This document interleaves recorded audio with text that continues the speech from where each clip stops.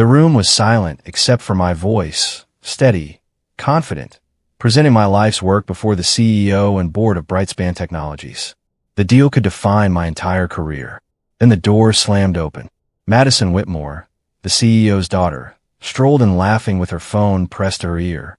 Her designer heels clicked across the marble floor as she dropped into an empty chair without apology. "Sorry, Daddy," she said, waving her hand dismissively. "What's this about again?" Charles Whitmore, the CEO, chuckled and gestured for me to continue. I cleared my throat and tried to focus on my slides. But Madison interrupted again, scrolling through her phone before glancing at the projection screen. "This," she said, pointing at my analytics dashboard. "It's kinda outdated, right?" The board members chuckled along with her. I felt the blood drain from my face. My name is Nathan Pierce, and this was the day I learned that hard work means nothing when arrogance runs the room.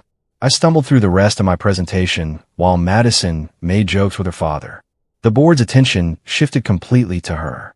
Every point I made was met with distracted nods or polite smiles. I was invisible now. When I finished, Charles clapped once, clearly bored. "Thank you, Nathan.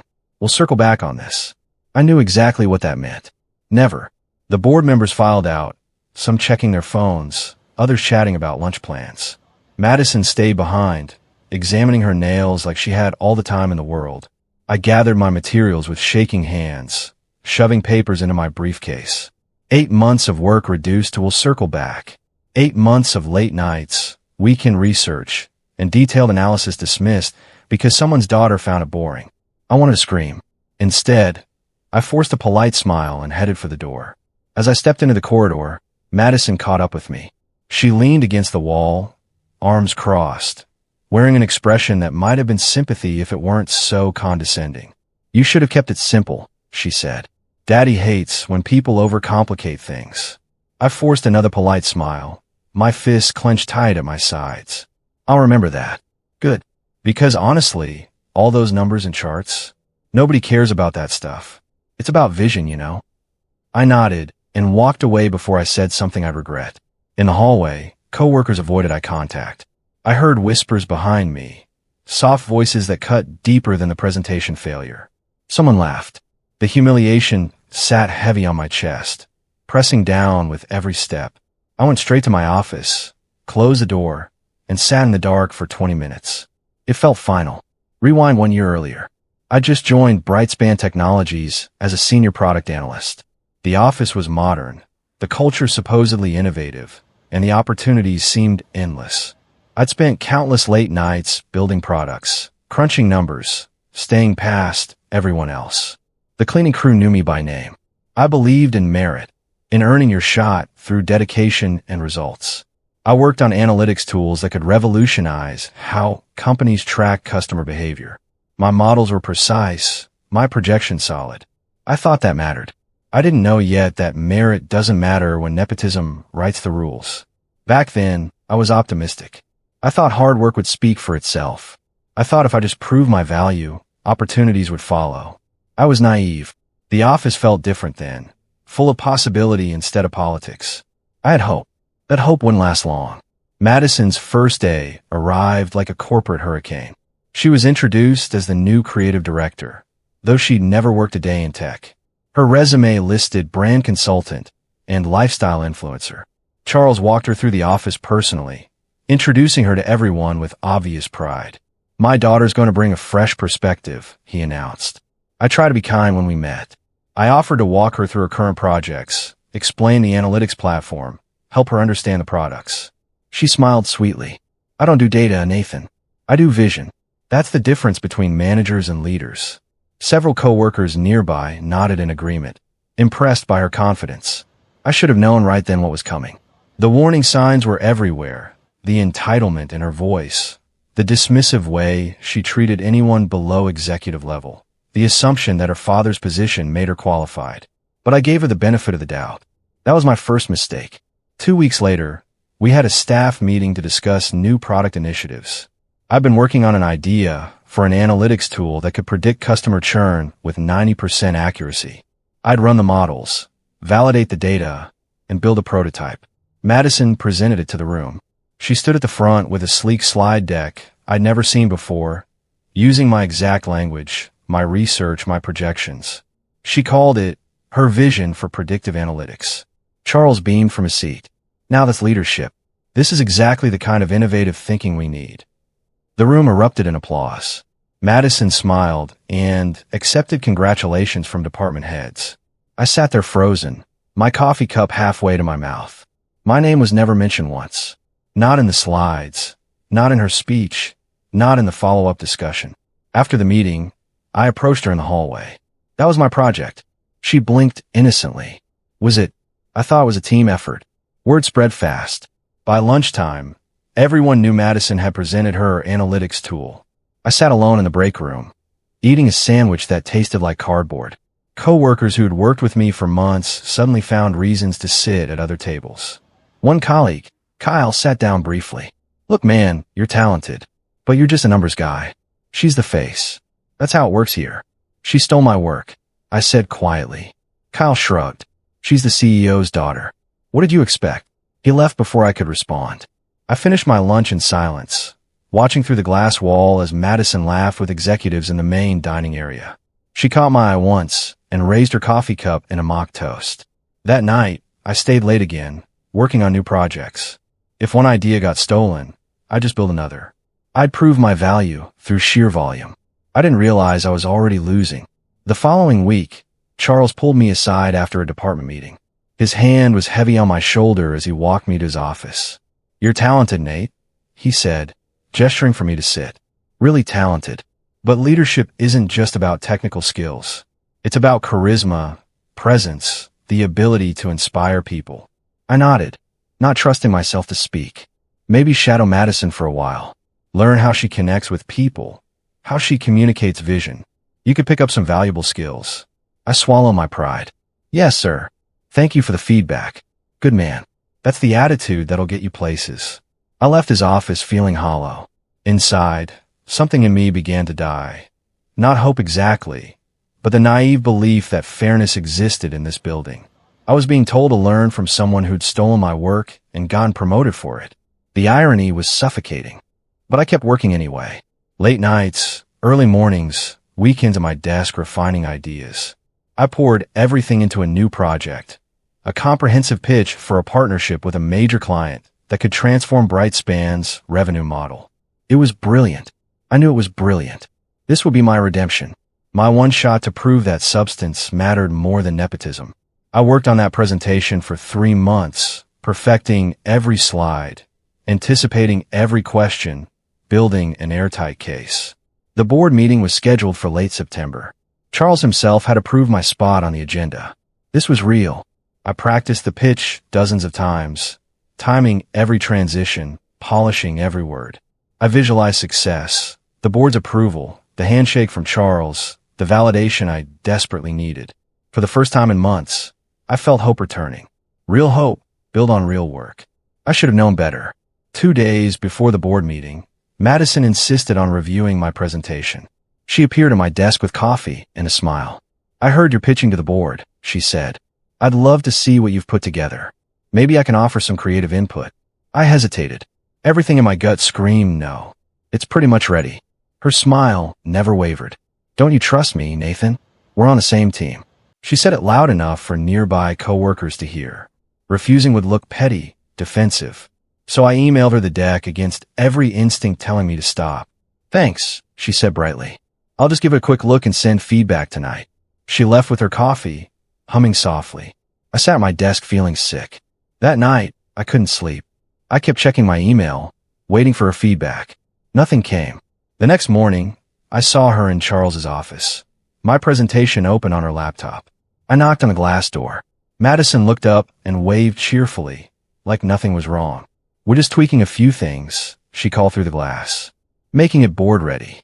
Charles nodded without looking up from his phone. I stood there for a moment, heart pounding, telling myself it would be fine. She was just helping. That's what teammates do. I walked away, but the sick feeling in my stomach grew heavier with every step. That afternoon, I tried to access my presentation file from the shared drive. Access denied. File moved to a restricted folder. I called IT. There must be a mistake. I need to access my board presentation. The tech paused. That file's been reassigned to Madison Whitmore's project folder. You'll need her approval for access. I hung up and sat staring at my computer screen. She'd locked me out of my own work. The morning of the board meeting arrived. I got there early, wearing my best suit, carrying printed backup copies of my presentation in case something went wrong with the technology. When the file finally loaded on the projector, my name was gone, completely erased from the title slide. My project had been reframed as Madison's Partnership Initiative. My throat burned, but I started presenting anyway. What else could I do?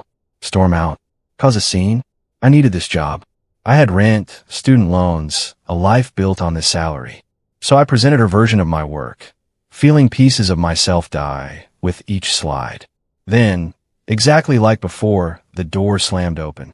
Madison strolled in late, apologizing to her father with a laugh. And just like before, she took control, made jokes about my complicated approach, suggested simpler solutions. The board ate it up. That was the moment I decided, never again. A week later, HR called it restructuring. My position was being eliminated due to departmental reorganization. They offered 2 weeks severance and a neutral reference letter. My access badge was revoked immediately. IT wiped my computer while I packed my desk into a cardboard box. 8 months of work disappeared in 20 minutes. As I walked through the lobby with my box, Madison passed me near the elevator. She was laughing with 2 executives, coffee in hand. She paused when she saw me. "Nathan," I heard. "Don't be bitter, okay? You'll find your lane eventually." She smiled, genuinely like she'd given me advice, and walked away. I stood there holding my box, security guard waiting to escort me out, and felt something inside me shift. Not break, shift. Anger became the focus. Humiliation became fuel. I walked out into the sunlight and never looked back. The next 3 months were rock bottom. Unemployment checks barely covered rent. Job applications went unanswered. Every interview felt like a reminder of my failure at Brightspan. I replayed that boardroom scene every night before falling asleep. Madison's interruption, the board's laughter, Charles's dismissive clap. The memory burned. But slowly, the self-pity transformed into something sharper. Not rage, purpose. I started reading different books. Not about product development or analytics, but about venture capital, investment strategies, how power actually moved in the business world. Power didn't come from building ideas. It came from funding them. I spent my unemployment checks on online courses about startup investing, financial modeling, and deal structuring. If I couldn't build inside a company, I'd fund the companies that mattered. One morning, I applied to a small venture capital fund in Austin called Pioneer Ventures. They hired me as a junior analyst at half my previous salary. I took it without hesitation. Pioneer Ventures was scrappy. 3 partners, a tiny office, limited capital. But they were hungry, smart, and ethical. I started as the lowest person on the team, analyzing pitch decks, running financial models, sitting in on due diligence calls. I listened more than I talked. I studied how the partners evaluated founders. Not just their ideas, but their character, their resilience, their ability to execute. Within 2 months, I started pitching opportunities the partners had initially passed on. Small startups with solid fundamentals that just needed someone to believe in them. One took off spectacularly, a logistics software company I'd found through a cold email. 6 months later, it closed a Series A at triple our initial valuation. The partners noticed. They started asking for my opinions, including me in strategy meetings, trusting my judgment. By the end of my first year, they gave me my own small investment portfolio. I turned into millions. Word spread fast in Austin's startup scene. Nathan Pierce, the analyst who could spot potential others missed. The investor who actually understood operations, who'd worked in the trenches. The founders wanted me in their rounds. Other funds started calling, offering partnerships. I stayed with Pioneer, but negotiated equity and a seat at partner meetings. I wasn't just an analyst anymore. I was becoming a decision maker. My old life at Brightspan felt like ancient history. I barely thought about Madison or Charles anymore. I was too busy building something real. Then one day, I saw a headline. Brightspan loses major client partnership. I clicked the article. The partnership I designed, the one Madison had stolen, had collapsed after 6 months of poor execution. The client cited lack of technical depth and overpromised outcomes. More headlines followed over the next few weeks. Investors pulling out. Key employees leaving. Brightspan was bleeding. By year's end, everyone in Austin's tech scene knew my name. I built a reputation for being sharp, ethical, and calm. The investor who asked hard questions but supported founders through challenges. My portfolio companies were thriving. Pioneer Ventures was growing. I was invited to speak at conferences, mentor young entrepreneurs, join advisory boards. Meanwhile, Brightspan was barely surviving. Madison had been promoted to VP of Innovation after I left, and under her leadership, every project had failed. Products launched without proper testing. Partnerships dissolved. Revenue dropped 40%. Charles Whitmore stepped down quietly in November, citing personal reasons. The board appointed Madison as interim CEO. The news articles were savage. Nepotism's price. When entitlement runs a company. I didn't celebrate when I read them. I just felt tired. Vindication is emptier than people think. Then in December, I received an email that made my coffee taste bitter. Pitch opportunity. Whitmore Creative Ventures. The sender. Madison Whitmore. I stared at that email for 10 minutes, cursor hovering over the delete button. Whitmore Creative Ventures. Madison had apparently left Brightspan and started her own company, some kind of consulting firm for brand innovation and strategic positioning. From what I could gather from LinkedIn, she had no clients, no revenue, and was desperately seeking investment. The pitch meeting was scheduled for January 15th at a downtown conference space. Professional investors were invited. Formal presentations. She had no idea I'd be there. No idea I'd become a partner at Pioneer Ventures. No idea the junior analyst she'd helped fire now controlled millions in investment capital. I could skip it. Send a colleague. Pretend I never saw the invitation. Instead, I clicked accept. Some lessons need to be taught in person. January 15th arrived cold and gray. I drove to the conference center early, reviewing Madison's pitch deck on my tablet. It was polished but hollow, full of buzzwords and vague promises, light on substance. The conference room was filled with investors, analysts, and financial advisors. Madison stood at the front, rehearsing silently, her confidence visibly shaken. She'd lost weight. Her designer clothes looked slightly too big. The presentation began. She went through her slides smoothly enough, talking about disruptive brand strategies and innovative market positioning. But her numbers were inflated, her projections unrealistic, her business model fundamentally flawed. Halfway through, she paused to take questions. That's when she finally looked directly at the panel. Her eyes met mine. Recognition hit her like cold water. Nathan. Her voice cracked slightly. I nodded once. Hello, Madison. Please continue. Her hands shook as she advanced to the next slide. She stumbled through the rest of her presentation. Every confident statement became a question. Every projection sounded defensive. When she finished, the room fell silent. No applause. No encouraging nods. I folded my hands on the table, looking at the woman who'd humiliated me in front of a board, stolen my work, cost me my job. Your revenue projections are inflated by at least 40%, I said calmly. Your market analysis ignores 3 major competitors, and your leadership experience is, I paused, questionable at best. Madison's face reddened. That's not fair. You don't know the full context. I know you build a career on other people's work. I know you've never successfully executed a project independently. And I know arrogance is still your only real skill. The room was dead silent. Other investors looked uncomfortable, but didn't disagree. So that's it. Madison's voice was barely a whisper. You're saying no because of personal history? I stood, gathering my materials. I'm saying no because your company has no foundation. Good luck with your next pitch. As I walked to the parking lot, I flashed back to my own pitch at Brightspan. The smirks, the interruptions, the humiliation. The way Madison had dismissed months of my work with a wave of her hand. But I didn't feel satisfied. Not really.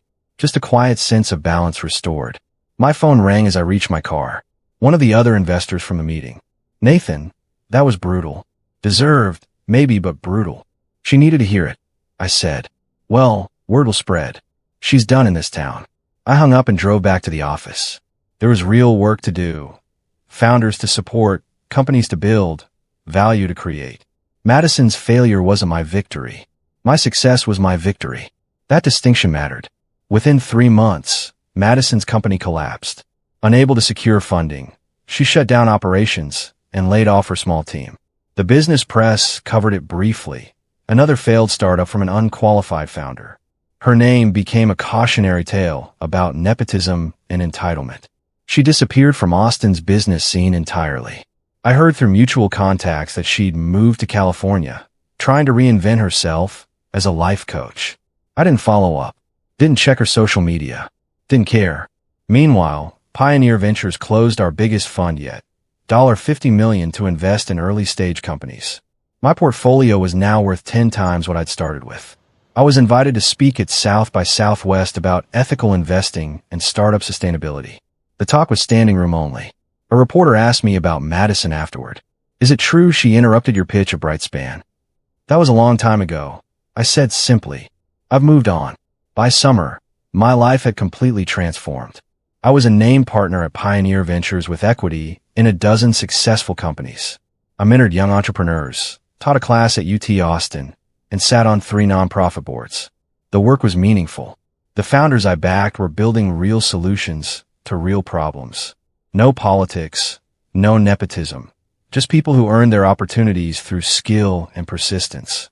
One afternoon, I drove past Brightspan's old headquarters. The building stood empty, a for lease sign hanging in the lobby window. The company had been acquired for parts 6 months earlier. The brand dissolved, employees scattered. Charles Whitmore had retired completely, his reputation damaged. Madison had effectively been erased from tech industry memory. I didn't smile looking at that empty building. I didn't feel triumphant or vindicated. I just exhaled, a long, slow breath that released the last bit of anger I'd been carrying. Revenge wasn't about destroying someone. It was about building yourself until their power doesn't touch you anymore. A year after that disastrous board meeting, I received an unexpected message on LinkedIn. It was from Madison. Nathan, I know I don't deserve a response, but I wanted to apologize. I was entitled, arrogant, and cruel. You didn't deserve what happened to Brightspan. I'm trying to learn from my mistakes. I hope you're doing well. I stared at the message for a long time. Part of me wanted to ignore it, to let her sit with her regret. Another part recognized that she'd at least acknowledged the truth. I typed a short reply. Thank you for the apology. I hope you find your path. Good luck. Then I closed my laptop and went to meet a founder pitching a healthcare startup. Real work, real opportunity. Madison's apology didn't change my past, but accepting it freed me from carrying her burden. I'd already won by building something meaningful. Her redemption or failure wasn't my responsibility. I was free. Now, 2 years later, I stood on stage at a startup conference giving a keynote about investment ethics and founder integrity. The room was packed with entrepreneurs hungry for funding and guidance. I invest in people who listen, I told the crowd. People who value collaboration over ego. People who understand that leadership is service, not status. After my talk, young founders lined up to pitch their ideas. I listened to each one carefully, asking questions, offering feedback, treating their work with respect. That evening, driving home through Austin's downtown lights, I thought about the journey. From humiliated analyst to respected investor. From stolen ideas to funded companies. From Madison's interruption to my own stage. The CEO's daughter had interrupted my pitch. A year later, I was the one funding hers, or rather, refusing to fund her failure. But more importantly, I'd built something that mattered. Something lasting. Something mine. That was the real victory. Revenge is temporary. Purpose is forever. And I'd found mine.